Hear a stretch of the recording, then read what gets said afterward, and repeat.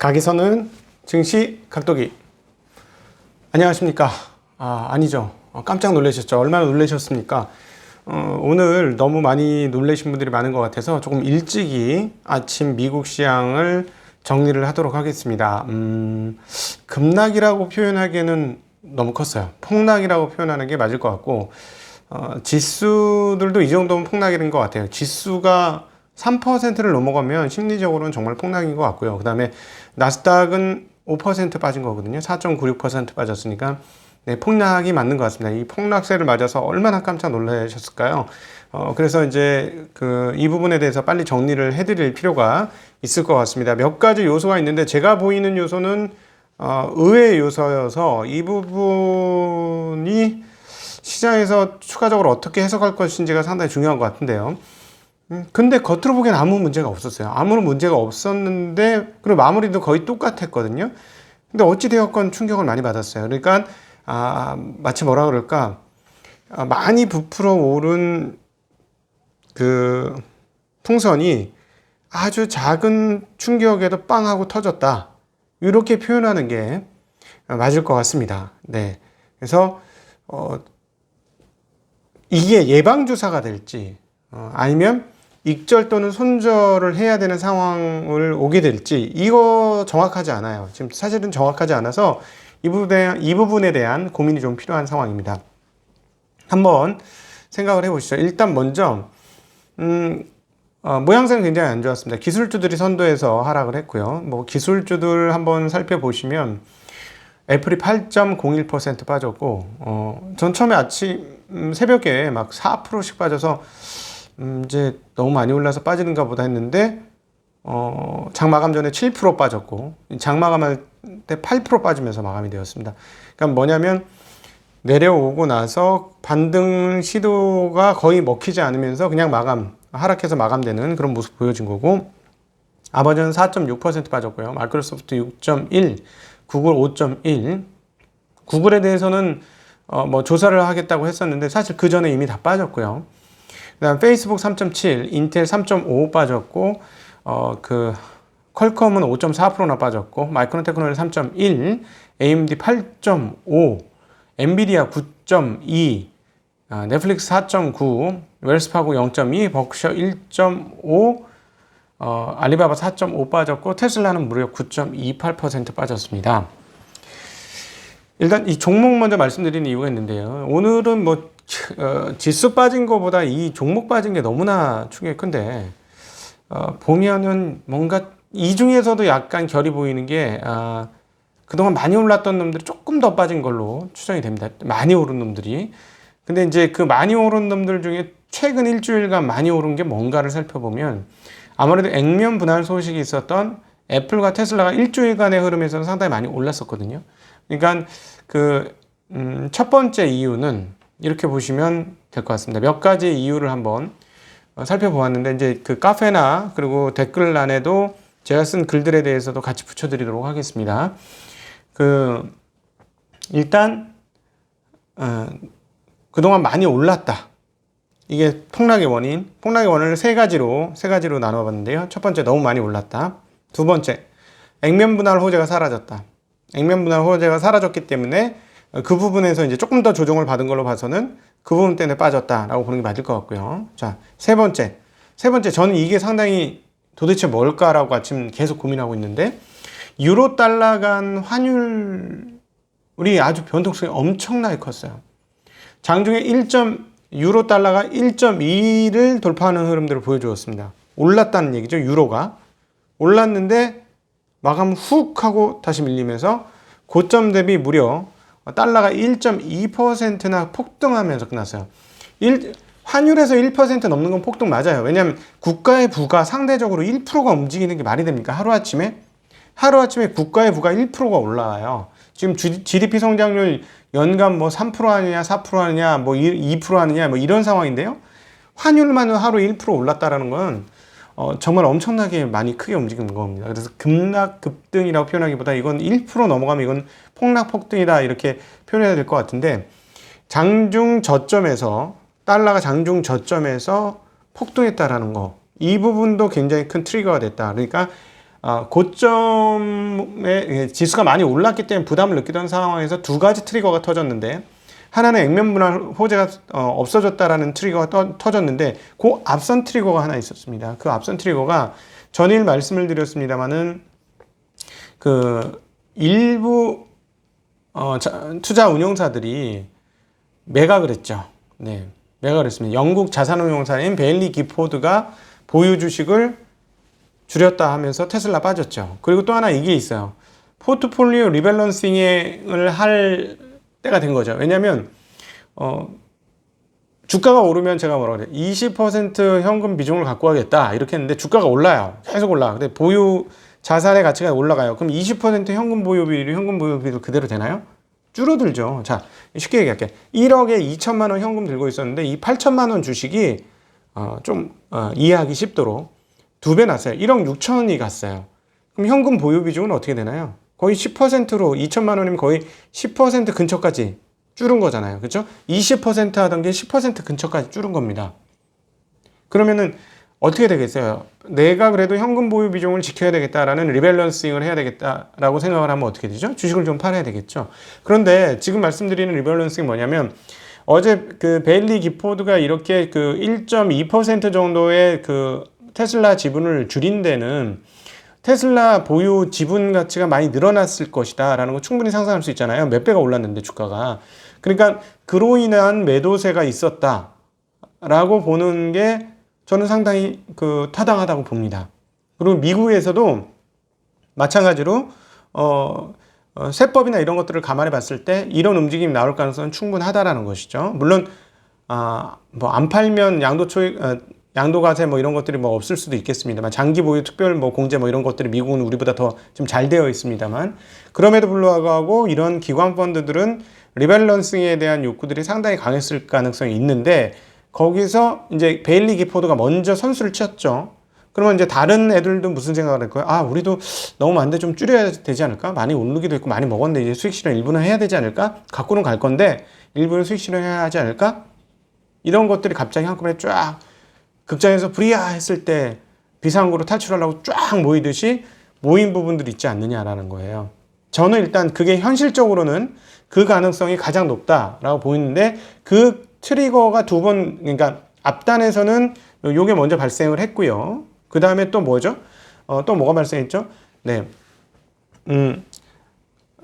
액면 분할도 끝났고 이제 호재도 끝났으니까 먹을 거 다 먹었다. 과거에도 보면 액면 분할하기 전에 엄청나게 올랐다가 액면 분할을 하고부터는 오르긴 올라도 잘 못 올라요. 그러니까 이런 데이터가 있으니까 빨리 반응을 했을 수 있다라는 것이죠. 그래서 이 부분이 액면 분할 호재 해소가 가장 큰 트리거 중에 하나이고, 근데 그 앞단 트리거는 자산운용사의 리밸런싱이 이것과 맞물리면서 터졌다, 이렇게 보는 게 맞을 것 같고요. 또 하나는 유로 달러 간의 환율이 아주 크게 움직였는데 이 부분에 대한 이야기를 좀 해봐야 될 것 같습니다. 유로가 1.1을 돌파했어요. 그러니까 그냥 이거 많이 올랐구나 이게 아니었고요. 아무래도 수출을 해야 되는 입장. 유럽의 중앙은 누굽니까? 독일이죠. 독일은 우리나라하고 똑같아요. 우리나라, 일본, 독일은 뭐예요? 수출해서 먹고 사는 나라잖아요. 그럼 환율이 올라가는 게 좋아요, 나빠요? 환율이 올라가는 게 아니고 대신 환율 가치가 올라가는 게, 환 가치가 올라가는 게 좋아요? 통화 가치가 좋아요, 나빠요? 수출하는 입장에서 잘 안 팔릴 수 있으니까 별로 나쁘죠. 어차피 일본, 한국과 경쟁하는 거 아닙니까? 독일하고 지금 같이 제조업 중심 국가들, 중국, 일본, 한국, 독일, 여기 서로 경쟁을 하는데 통화 가치가 올라가면 어떻게 된다? 월등하게 제품이 좋지 않으면 부담스럽게 느껴지죠. 그러니까 어떤 이야기가 있었냐면, 유럽 중앙은행에서 ECB가 유로화 평가 절상에 대해서 언급을 한 거예요. 그러면서 ECB 정책 결정자가 유로화의 평가 절상이 계속되면 수출에 부담이 되고 물가를 끌어내리고 통화 부양책에 대한 압력을 심화시킬 것이다 라는 경고를 했어요. 이게 무슨 말이냐면, 수출은 제가 말씀드린 대로예요. 단가가 높아지니까, 수출 단가가 높아지니까 부담이 되는 거고, 두 번째, 이거 지금 인플레이션이 안 와서 난리인데 인플레이션 해보겠다고 통화를 쫙쫙 풀었잖아요. 통화를 쫙쫙 풀어가지고 그래 오라 인플레이션 지금 다 그런 거잖아요. 미국도 그렇고. 미국도 뭐예요? 평균 인플레이션 목표제가 왜 나왔어요? 제발 인플레이션 좀 와봐. 근데 인플레이션 와야 그때 인플레이션 파이터 역할을 하지. 인플레이션도 없는데 상대가 있어야 싸울 거 아니야. 상대가 없는데 무슨 권투 도장에 아니 링에 올라가서 나 혼자 있는데 뭘 싸우기는. 그러니까 인플레이션 상대가 올라와. 그럼 내가 싸울게. 그때까지는 나 그냥 가만히 있을게. 한번 올려봐. 이런 거잖아요. 근데 이게 미국만 그런 게 아니고 유럽도 그렇다는 거지. 유럽도 마찬가지인데 환이 올라가면 어떻게 돼? 수입 물가가 어떻게 돼요? 다 싸지잖아요. 중국에서 수입 많이 하잖아요. 유럽 애들. 그리고 미국에서도 수입 할 거고 막 이렇게 수입을 많이 하는데 유로가 강세면 수입 단가는 어떻게 된다? 강세만큼 떨어진다. 어제 장중에 뭐예요? 1% 가까이 쉽게 얘기하면 1% 가까이 물건값이 다 떨어진 거 아니에요. 말이 안 나와요. 1% 가까이 디플레가 나온 거 아닙니까? 그렇죠? 예. 1% 가까이 디플레가 나온 거니까 거기에 대해서 당연히 문제를 얘기할 수 있겠고 그렇게 디플레가 나면 통화 정책한 게 무슨 소용이 있냐는 거지. 그렇게 되는 거죠. 그러니까 이 물가를 끌어내리고 통화 부양책에 대한 압력을 심화시킬 거. 돈을 더 풀어야 된다는 얘기 아니에요. 돈을 더 풀어. 이런 경고를 했었고 또 하나 ECB 수석 이코노미스트인 필립 레인이 지난 1일 그 환율은 통화 정책이 중요한 요소다라는 경고도 했었습니다. 그러니까 이게 지금 다 어우러 있죠. 그러니까 이미 얘기를 했고 이거 ECB에서 느끼고 있었다는 거죠. ECB에서 이렇게 유로화가 강세가 되는 게 좋은 것 같지 않은데 좋은 것 같지 않아 이랬는데 갑자기 1.2까지 딱 도달을 하자 ECB 정책 결정자들이 이 정책 결정자들이 뭐예요? ECB의 정책 결정자들이 뭘까요? 돈을 푸는 정책 결정자들이죠. 돈을 더 풀 수 있다는 그죠? 돈 풀거나 줄이거나 이렇게 할 수 있는 저 연방준비제도 FRB 그러니까 페드가 뭐예요? 돈을 풀거나 줄이거나 이거 금리를 낮추거나 높이거나 이거 결정하는 애들이잖아요. 그러니까 정책 결정자에서 딱 이런 얘기. 이거 수출에 부담되고 이거 통화 정책에 문제 생긴다. 이거 물가 떨어지고 이러니까 1.2까지 올라갔던 게 훅 하고 다시 제자리로 돌아왔습니다. 그래서 사실 오늘 결과치를 보면 지수 빠진 건 어마어마하게 크게 보여지고 그다음 종목 빠진 건 더 놀랍게 보여지는데 환 보면 아무 문제가 없었거든요. 환 보면 아무 변동이 없었던 거예요. 그런데 환을 보면 장중에는 엄청난 변화가 있었죠. 달러 지수 92.78. 어제 별로 차이 없어요. 약간 올랐어요. 유로 달러 1.1852. 별로 큰 차이 아니고요. 달러엔 106.17. 뭐가 변했는데? 이런. 그 다음에 1191. 우리는 1187에서 좀 약세예요. 이거는 일부 현재의 위험도를 반영하고 있다라고 보여지고 또 정말 신기하게도 헤아라는 강세야. 그동안 그 약세였던 헤아라는 강세. 웃기네. 근데 하여튼 달러 위안은 6.847. 네. 요 정도입니다. 그러니까 이게 환에서는 아무 일이 없었던 것처럼 보이지만 이것도 저는 개인적으로 한 가지 중요한 트리거였다. 찾아보니까 아직 미국 시장 다 정리글이 다 아직 안 올라왔어요. 근데 제가 딱 보고 이게 제일 큰 문제였고 결국은 이 문제구나라고 판단이 서서 빨리 이제 녹음을 해드리는 겁니다. 지표는 어땠냐? 지표 중요한 지표가 뭐예요? 신규 실업. 페드도 뭐가 중요하다. 인플레이션 중요하고 그다음 인플레이션을 뭐에 따라서 하겠다. 고용률, 완전 고용률이 어느 정도 수준이냐. 이런 거 따라서 인플레이션보다 이걸 더 앞세워서 금리를 올릴지 내릴지 그런 거 결정하겠다라는 얘기를 한 거잖아요. 근데 이제 실업보험 청구자 수는 전주 비해 13만 명이 줄어들었습니다. 그래서 88만 1000명. 그러니까 예상치는 95만 명이었어요. 그러니까 괜찮죠. 많이 줄었어요. 그러니까 이거는 그렇게 큰 문제가 아니고 하나 이제 문제가 되는 지표가 있다면 7월 무역 적자 규모였는데 전월 대비 18.9% 증가했으니까 굉장히 많이 증가했죠. 635억 달러 상당히 많이 증가했습니다. 이 부분은 좀 문제가 되겠죠. 이 부분이 달러를 건드렸을 수 있어요. 달러를 약세로 건드렸다가 그래서 유로가 올라가니까 20에서 이거 안 돼! 라고 하니까 확 뒤집어지고 변동성이 확 커지니까 안 그래도 조마조마하던 심리에 살짝쿵 건드리는 트리거가 됐고 안 그래도 리밸런싱 해야 되겠다. 제가 먼저 했는데 이거 어떻게 여기 또 나쁜 소식 났네. 그러면 하자. 이렇게 이제 연쇄적으로 갔을 가능성이 있다는 거죠. 그러니까 장이 빠지고 더 빠지고 그다음 못 올리고 쭉 끝나는 그런 흐름들이 보여줬다는 것에서 이런 게 연쇄작용을 일으키면서 이 사이즈를 하락의 사이즈를 더 키웠다. 이렇게 해석하는 것도 틀리지는 않을 것 같습니다. 예, 요런 정도인데, 사실은 과거 같으면 실업 청구자 수가 줄어들었으면 호재로 훅 반영을 하죠.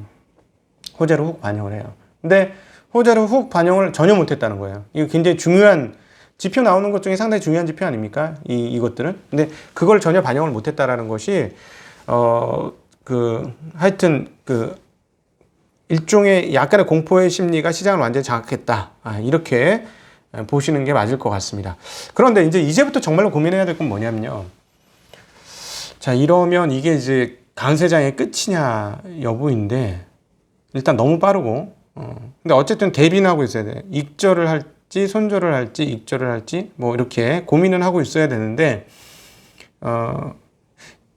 공포감이 많이 빠져 있다면, 심리적으로 공포감에 많이 빠져 있다면 오히려 기회다. 근데 반면에 괜찮아. 이렇게 빠졌다가 다시 올라올 거야. 이건 빠질 때 잘 사야지. 이건 무조건 올라오는 장이야. 라고 생각한다면 오히려 조금 공포감을 느끼셔야 되는 거예요. 그러니까 요거는 이제 정확하게 예측이 안 되죠. 이게 수치화되지 않고 계량화되지 않는 심리적인 흐름인데, 근데 주식시장은 어쩔 수 없어요. 이런 심리적인 굉장히 영향을 많이 미치기 때문에 여기에 대한 이거는 촉이 필요한 거예요. 촉이. 어쩔 수 없고 이런 촉이 필요한데, 저의 촉을 물으신다면 위기 경보의 나팔을 손에 들고 있는데 아직 불지는 말자, 조금 더 보자 라는 생각이 듭니다. 그러니까 워낙 많이 올라서 빠진 거면 자연스러운 조정일 수 있어요. 정말 죄송하지만 가지고 계신 분들, 그리고 보유하고 계신 분들은 가슴이 철렁하겠지만 그럴 수 있어요. 그렇게 보여지고, 그 다음에 많이 올랐잖아요. 사실 많이 올랐어요. 진짜 많이 올랐고, 액면 분할이라는 게 제가 호재라고 표현했지만 호재인가요? 수급적으로는 호재지만 본질적으로는 아무 호재가 아니에요. 회계상으로도 아무 호재가 아니고 그냥 쪼개는 거야. 소세지 하나 줄게 해서 5토막으로 나눠서 소세지 주면은 더 배불러, 이건가요? 그건 아니죠. 나눠 먹는 사람이 편하게 나눠 먹는다는 건 있지만 소세지가 증량된 게 아니잖아요. 그냥 하나의 소세지일 뿐이잖아요. 네. 그러니까 뭐 실제로 본질 가치와 회계적인 상황들 뭐 이런 것들을 감안해 봤을 때 이게 호재는 아니었음에도 불구하고 굉장히 큰 호재로 받아들였잖아요. 호재 아닌 걸 호재로 받아들였으니까 이격이 벌어진 거잖아요. 본질과 이격은 좀 벌어진 거잖아요. 그것들이 이제 좀 감했다라고 보시면 되겠고, 많이 오른 게 많이 빠졌으니까 그러니까 일상적인 조정이다라고 볼 수 있겠고, 자, 이렇게 되면 채권 시장 어떻게 되나요? 채권 시장 호재로 받아들였죠? 그죠? 악재가 호재잖아요. 채권 시장은 이렇게 나쁜 일이 뻥뻥 터지면 쭉쭉쭉 강세를 보여주는 건데, 지금 어제 10년물은 어제 대비 1.2bp 정도 내렸습니다. 금리가. 그러니까 즉 금리가 내렸으니까 채권 가격이 올랐다. 채권 가격이 올랐어요. 자, 그렇다면 채권 투자하시는 분들은 이제 새로운 랠리냐? 이거 고민해 봐야 되는데, 그래서 제가 뒤집어 봤어요. 주식시장은 뭐 자연스러운 조정인데 워낙 많이 빠져서 사실 이건 굉장히 악재예요. 이번 장이 끝나는 거는 뭐 어떻게 알 수 있겠어요? 이번 장이 끝나는 거는 시그널은 명확하지. 알고 있는 시그널은 명확해요. 게임 끝나는 장은 언제냐? 금리 올리면. 그쵸? 돈 빼고, 첫 번째 돈을 먼저 빼겠지. 돈을 빼고 금리 올리면. 근데 뭐라 그랬어요? 과열될 때까지 안 할게. 나 안 한다니까. 믿어줘. 뭐 이런 정도 분위기 아니에요, 연준은? 연준 형이 그런 거예요. 니들 나 못 믿어? 내가 안 뺀다니까, 돈을. 그리고 금리 안 올릴 거라니까? 이렇게 얘기를 한 거잖아요. 그러니까 당분간 이건 안 나올 것 같아. 예. 이거 너무나 뻔한 이제 돈을 빼야 되는 시점을 얘기한다면 얘네들이 돈 빼고, 형들이 돈 빼고, 형들이 금리 올리면 같이 이제 태도를 같이 취해야지. 근데 연준 형은 지금 뭐라 그런 거야? 너희들이 내가 돈 빼도 꿈쩍도 안 하고 니들 자신대로 자전거 타고 쭉쭉 혼자 갈 때까지 나는 가만히 있을 거야. 라고 얘기한 것이고요. 예. 자, 그러면 그 다음 시그널이 뭐예요? 시장을 이끌었던 대표 주식들인 이 빅테크 기업들의 주가가 빠지는 게 시그널 아닐까요? 저는 개인적으로 그렇게 생각합니다. 그러니까 시그널 하나가 뜬 건 맞아요, 지금.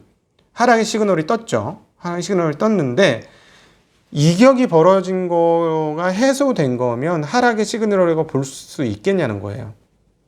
예, 애매하다는 거죠. 그래서 확정 짓기가 좀 어렵다는 거예요. 그 부분에서. 그래서 이제 채권 시장을 보면, 채권의 랠리가 가야 되는데, 그리고 또 하나 두 개예요. 두 개가 나와야 돼. 뭐냐면 위기라면, 우리가 봤죠? 앞서 위기라면 뭐가 떠야 돼? 채권이 떠야 되지. 첫 번째 위기니까 안전자산으로 떠야 되지. 더 위기는 뭐가 떴어요? 그거보다 더 위기에서는 달러가 떴죠. 오늘 달러 떴는데 이거 뜬 겁니까? 이 달러는 제가 오늘 뜬 거라기보다도 유럽 중앙은행이 그렇게 말했으니까 약간 오른 거지. 유로화가 약간 떨어지고, 이건 달러가 뜬 거라고 보기는 어렵잖아요. 그러니까 즉 위기 때문에 달러가 떴다 이렇게 보기는 어렵잖아요. 그죠? 그건 아닌 것 같아. 그러니까 달러가 채권 뜬 건 오케이, 달러는 안 떴어. 그러니까 이건 아직까지, 물론 더 빠져야지 달러가 오르긴 하겠죠. 그럼에도 불구하고 달러가 뜨지 않았다라는 건 시장에서 느끼는 공포감까지는 아닌 거지. 지금은 공포감을 느껴서 공포가 공포를 부르는 이런 상황은 아닌 거예요. 그렇죠? 네, 그런 건 아니고, 리밸런싱 과정의 충격, 그리고 많이 올랐다는 것의 충격, 환율 시장에서의 충격, 이런 것들이 온 거죠. 근데 그러면 반대로 채권 시장의 강세를 보면, 채권 시장의 강세가 이게 강하냐라는 거예요. 과거에 비하면 10년물, 물론 어제도 올라서 그렇긴 합니다만, 채권 가격이 어제도 올랐고, 근데 그동안 빠진 게 있잖아요. 빠진 거에서 올랐는데 빠진 만큼 다 오른 건 아니잖아요. 지금 빠진 거에 살짝 올랐는데, 여기서 악재, 즉 채권 시장에 호재가 터졌는데 10년물이 1.2bp? 이거를, 그 다음에 그 30년 1.6bp? 이거를 뭐 이런 느낌이 드는 거예요. 그래서 채권 시장만 봐서는 위기의 시작이라고 보기엔 채권 시장 강세가 너무 약했다. 자, 그러면 뒤집어서 다 정리를 해보죠. 정리를 해보는 게 아니고 채권 시장 얘기를 한번 해보죠. 채권 시장 제가 지난번 말씀드렸죠. 이거 채권 이상하다. 여기서 이제 한 번 더 확실한 트리거는, 재무부에서 또 한 번 지난번처럼 막 한 1,000억 달러 이런 정도로 발행이 많았을 때 채권 금리가 또다시 세게 올라간다면, 이거 발행 많은 순간, 발행이 줄지 않는 순간은 채권이 기조적으로 금리가 이런 상태에서 기조적으로는 조금 올라가는 가능성이 있으니 조심하자라는 말씀을 드리는 거잖아요. 그래서 오히려 이번에 채권을 들고 있었던 분들 중에서는 고민을 해보셔요. 정리에 대한 고민, 규모를 줄이는 거에 대한 고민도 한번 더불어서 같이 해봐야 되지 않을까요? 그리고 원도 마찬가지예요. 원이란다. 한국국채도 갑자기 너무나 많이 올랐기 때문에 이제 빠질 수 있다고 했는데, 이렇게 되면 오늘 또 빠지겠죠? 자, 그러면 이때 이제 IRP 가입하셨던 분들 중에서는 채권을 이제 30%까지 한번 줄여보자라는 말씀 드렸는데, 이제는 그거를 한번 고민을 해봐야 돼. 구체적으로 고민을 해봐야 되지 않을까 싶습니다. 네. 요즘 오늘 많이 가슴 덜덜덜 하실 분도 있는데요. 의연하게 대처하시고 냉정하게 대처하셔야 됩니다. 시장은 항상 이런 거예요. 그래서 제가 항상 그 에듀캐스트 강연에서도 계속 얘기했지만, 파도를 보지 마라. 성경에 베드로와 물 위에서 걷고 있는, 이거 뭐 사실 근거는 그러니까 이런 이야기로 들어주세요. 물 위에서 갈릴리 바다에서 호수에서 오는 예수님을 보고 배에 있던 베드로가 딱 해서 걸어가요, 물 위에. 이런 사건이 잠깐 나오거든요. 근데 갑자기 물에 훅 빠져요. 뭘 보고 빠져요? 파도를 보고 빠져요. 파도를 보고. 주식시장도 이와 같습니다. 주식시장은 안전한 배 위에 올라타는 게 중요해요. 그런데 파도는 항상 치는 거예요. 파도가 작게도 치고 크게도 치고 계속 치는 거예요. 근데 파도를 보시면 어떻게 되죠? 파도에 휩쓸리게 됩니다. 배에 있으면 안전한데 파도를 보면 파도에 휩쓸리게 됩니다. 그래서 기업에 집중하자. 기업의 본질 가치가 중요하고 기업의 미래가 어떻게 될 것인지가 중요하다.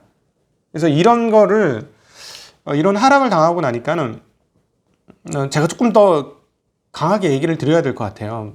약간 광고니까, 앞 광고니까, 전면 광고지, 이건. 전면 광고라서 제가 이런 거 잘 못하는데, 투자를 정말 잘하고 싶으신 분은 기초를 잘 닦으세요. 그리고 잘 닦고, 최대한 빨리 닦을 수 있는 게 제 강의라고 저는 감히 말씀드리겠습니다. 부족한 게 많지만, 어떤 분들은 주말 기간에 다 보신 분이 있어요. 하루 이틀 만에 재밌다고 다 어렵지 않고, 그 다음에 그 글 밑에 보면 호평이 많습니다. 재밌고 이해가 되고, 이제 알겠다. 몇 번 더 들으면 주식시장에 대해서 이해를 하고 투자를 어떻게 해야 될지 감을 잡겠다. 이런 얘기를 많이 하셔요. 기초 강의이기 때문에.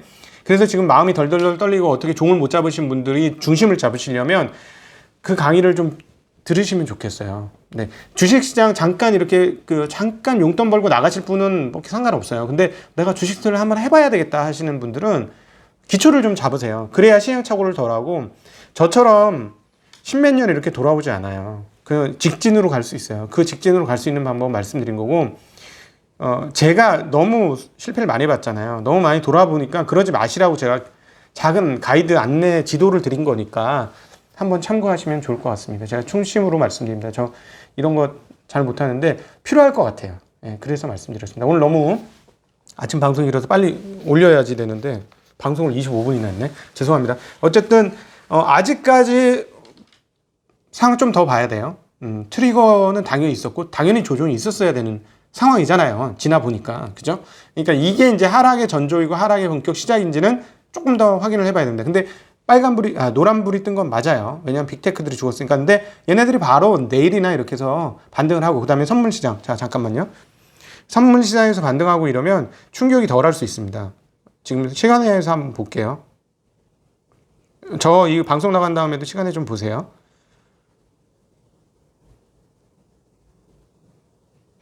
네. 시간에서 못 올라오네. 네. 그래서 조금 더 확인하시고, 네. 이 방송 나간 다음에 시간에도 확인하세요. 이건 지금 장 끝난 지 얼마 안 돼갖고 충격은 많네요. 지금 장중 저점으로 끝나니까 충격은 많이 받은 것 같습니다. 어쨌든 애플과 테슬라가 더 이상 시간에서 떨어지지 않고 자리를 잡아주면 심리적으로는 호전될 수도 있으니까 그것들 감안하셨으면 좋겠습니다. 네. 이상으로 오늘 중요한 인사를 빼먹었네요. Thank God it's Friday. 다시 할게요. 웃으면서 Thank God it's Friday. 네, 그래도 행복한 주말 되시기를 빌겠습니다. 네, 한국 시장도 일부 충격은 있을 것이라고 감안하시는 게 좋을 것 같습니다. 네, 안녕.